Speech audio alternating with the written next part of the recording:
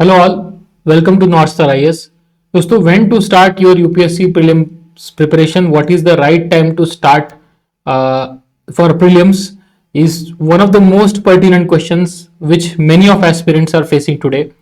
So I will help you out objectively कुछ criterias लेके कि हम कब से हमारे लिए प्रीलिम्स प्रिपरेशन करना सही रहेगा, स्टार्ट करना सही रहेगा.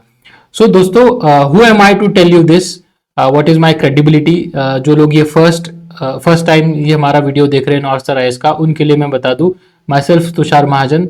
I have consistently cleared 7 UPSC prelims in a row and appeared in 2 UPSC interviews, and after that I have been a mentor guiding civil service aspirants for several years now.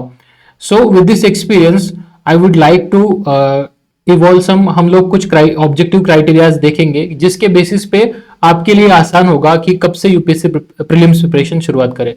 दोस्तों, देखो, जितने candidates है, जितने आप aspirants है, उतनी अलग techniques है, उतना लेवल्स ऑफ प्रिपरेशन है. देखो दोस्तों, हम यूपीएससी एस्पिरेंट्स को 3 टाइप्स में देख सकते हैं. एक एस्पिरेंट्स वो है, एक ग्रुप वो है जिन्होंने ऑलरेडी 2024 का मेंस दिया है, राइट.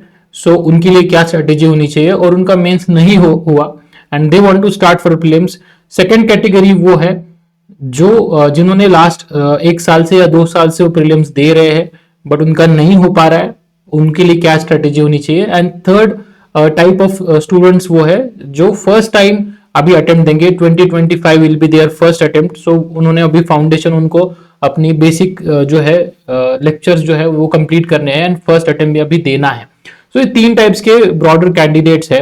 इनके लिए क्या अप्रोच होना चाहिए हम देखते हैं. सो देखो, जो फर्स्ट टाइप के कैंडिडेट्स है जिन्होंने एक मेंस 2024 का, मैं अज्यूम कर रहा हूँ कि मेंस दिया है और उनको प्रीलिम्स की प्रिपरेशन के बारे में थोड़ी कंफ्यूजन है, क्या उन्होंने क्या करना चाहिए, कब से प्रीलिम्स की शुरुआत करनी चाहिए, क्योंकि प्रीलिम्स अनप्रेडिक्टेबल है, कभी भी धोखा होता है प्रीलिम्स में. तो उनके लिए दोस्तों मैं बताना चाहूंगा कि आप you should continue with your mains preparation for the next 1.5 months. कि आप अभी दिसंबर है जैसे, तो दिसंबर के आने वाले 8-10 दिन एंड जनवरी का पूरा महीना आपने मेंस की प्रिपरेशन करनी चाहिए. क्योंकि ये एक बार आप मान लो आपको फेल्योर आ चुका है मेंस में, तो there are some issues which you need to tackle it.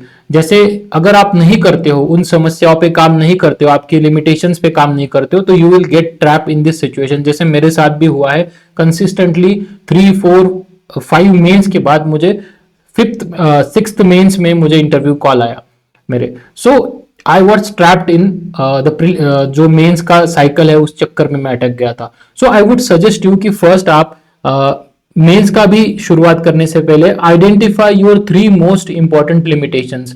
आपकी जो प्रॉब्लम्स है उसको आइडेंटिफाई करो. दैट कैन बी, वो राइटिंग का इशू हो सकता है कि आपको स्पीड का इशू आ रहा है, या आपके एग्जाम्पल्स नहीं आ रहे, या आपके नोट्स नहीं प्रिपेयर्ड है, या पढ़ के नहीं हुआ था, whatever it may be. Identify your top 3 most lacunas. And identification के लिए आप किसी से भी, आपके दोस्त से पूछ सकते हो जो इंटरव्यू अपीयर हो रहे हैं, या जिसका मेंस अच्छा है, या जो आपको अच्छे से जानता हो, उनसे आप पूछ सकते हो. आप अपने मेंटर से पूछ सकते हो, आप उनको अपने आंसर्स दिखा सकते हो. सो identify your limitations and work on that. Second, मैं आपको ये सजेस्ट कर सकता हूँ कि सब्जेक्ट वाइज आप अपना ऑप्शनल अच्छे से कर लो, आप एथिक्स अच्छे से कर लो, और 5-6 ऐसे लिख लो बिफोर स्टार्टिंग द प्रीलिम्स. और ये सब होने के बाद आप February 15 से या मिड February से भी आप प्रीलिम्स प्रिपरेशन आपने अगर स्टार्ट किया तो भी आपके लिए कंफर्टेबल होना चाहिए. It should not pressurise you. Then उनके लिए मैं सजेस्ट करूंगा कि दे शुड जनवरी तो पूरा मेंस के लिए यूटिलाइज करो, डेली आंसर लिखो.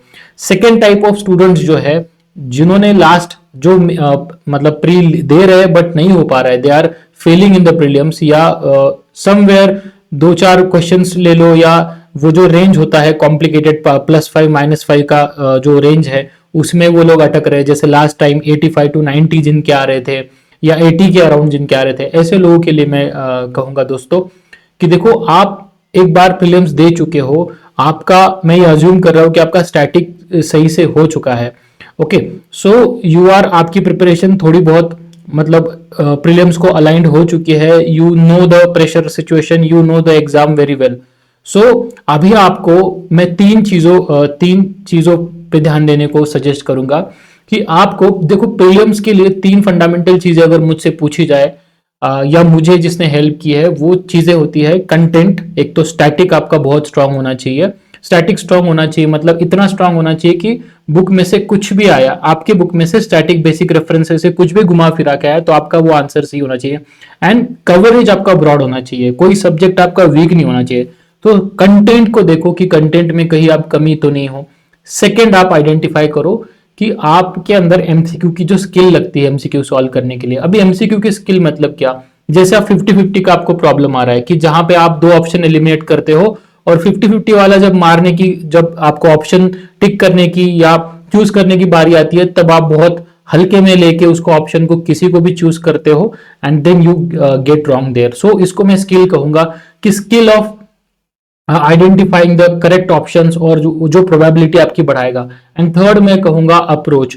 अप्रोच जिसको माइंडसेट भी कहेंगे, कि एग्जाम को जो माइंडसेट लगता है वो 2 घंटे में जो प्रेशर सिचुएशन को हैंडल करने की एबिलिटी होती है, जैसे कितना अटेम्प्ट करना है, कब रिस्क लेनी है, एग्जाम को कैसे जाना है, माइंडसेट कैसा होना चाहिए, पहले दिन कैसा सोचना है, उसके एक हफ्ते पहले आपने क्या सोचना है, ये सब चीजें इस पे काम करना जरूरी है। ये 3 चीजें आपकी अगर सही जगह पे है, आपका माइंडसेट अगर पॉजिटिव है, आप अच्छे स्किल डेवलप करते हो through practice, and skill can be develop through practice, and content आपका ब्रॉडर रखते हो, तो आपके लिए प्रीलिम्स मतलब इतना मुश्किल नहीं होगा प्रीलिम्स निकालना। सो ऐसे जो सेकेंड टाइप ऑफ स्टूडेंट्स है, जो ऑलरेडी एक दो बार प्री दे चुके हैं बट उनका नहीं हो पा रहा है, उनके लिए मैं सजेस्ट करूंगा, आप यदि आप कंटेंट में कमी हो, आपको ये लग रहा है कि एक सब्जेक्ट मेरा नहीं हो पाया है, या ज्योग्राफी नहीं किया है, एनवायरनमेंट के कुछ एस्पेक्ट नहीं है, आर्ट एंड कल्चर में एंशंट में करता ही नहीं, या मुझे याद ही नहीं आता, तो आप you can start with that subject. 2-3 घंटे उसको दो अभी से,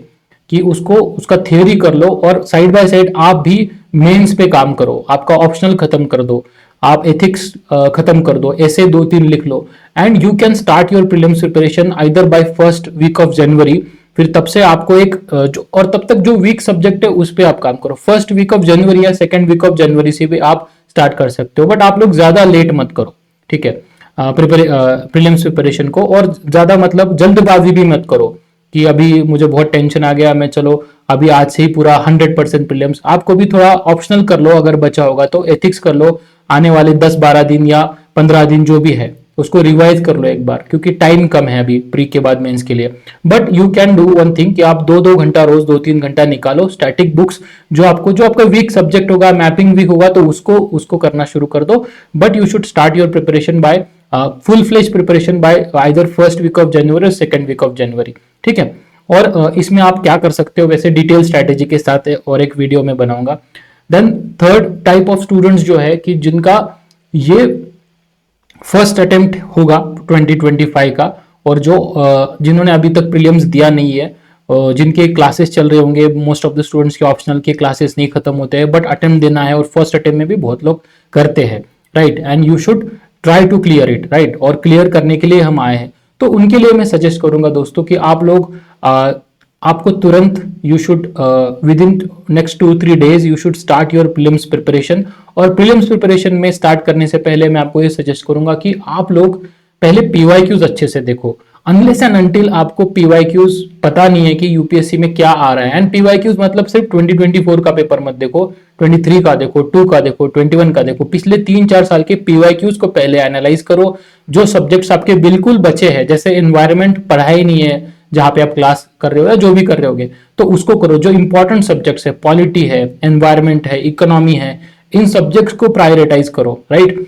एंड आप बाकी के जो जैसे करंट अफेयर्स है उसको सिलेक्टेड कहां से करोगे ये अभी डिसाइड कर लो, right. And then mapping is an important part, geography is an important part. So static subjects को भूलना नहीं है। उसके बाद आपको एंशियंट इंडिया अच्छे से करो। सो अगर प्रायोरिटाइज करना है आपको एंशियंट, मिडिवल एंड मॉडर्न में, तो ancient and art and culture को ज्यादा प्रायोरिटी दो, मिडिवल एंड मॉडर्न से ज्यादा, क्योंकि क्वेश्चंस एंशियंट मिडिवल से ज्यादा आ रहे हैं। बट इसको आप लास्ट प्रायोरिटी दो आपके अटेम्प्ट के हिसाब से, राइट, क्योंकि आपका प्लानिंग जो है polity, economy, environment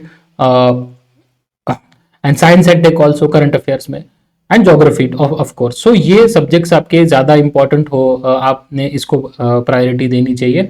and you can immediately start, जैसे आपका कोई लेक्चर चल रहा होगा तो 2-2.5 घंटे उसको देखो, लेक्चर्स को देखो, उसको 1 घंटा रिवाइज करो एंड 3 to 4 आवर्स अपने प्रीलिम्स को अभी से देना चाहिए, क्योंकि मेरे हिसाब से फर्स्ट प्रीलिम्स को 4 to 5 मंथ्स लगते हैं, क्योंकि इतना वास्ट सिलेबस है, आपका 2-3 बार रिविजन होना चाहिए, राइट। सो इस तरह से आप अपने प्रीलिम्स प्रिपरेशन को अपने जो प्रिपरेशन स्टेज है उसके हिसाब से आप लोग डिसाइड करो। जितना आपका content is the most fundamental thing, PYQ देखते रहो, कंटेंट में कोई सब्जेक्ट वीक मत रखो, अगर कोई सब्जेक्ट ही बचा है तो आप स्टार्ट करो, ओके, उसको पढ़ना स्टार्ट करो and revise again and again. 3-4 revisions आपके मिनिमम होने ही चाहिए, कम से कम होने ही चाहिए, okay. So this was all about.